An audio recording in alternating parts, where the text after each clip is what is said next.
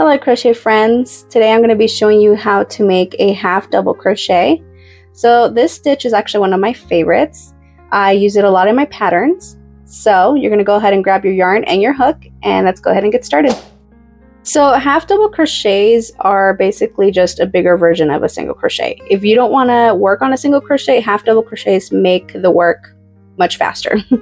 So with your hook, you already have a loop on your hook here.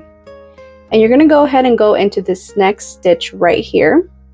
You're going to go ahead and wrap your hook around once and then insert it through the next stitch, which is the next little hole there. And then you're going to go ahead and grab some more of that yarn, pull it through that little hole there. So now you have 3 loops on your hook. From there, you're going to go ahead and grab even more yarn and pull it through all of those 3 loops, and that is your half double crochet.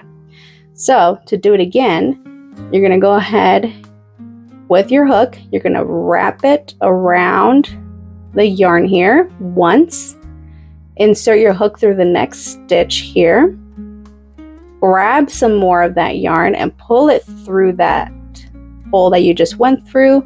You have 3 loops here. Grab even more yarn and pull it through all 3 loops, and that is your half double crochet.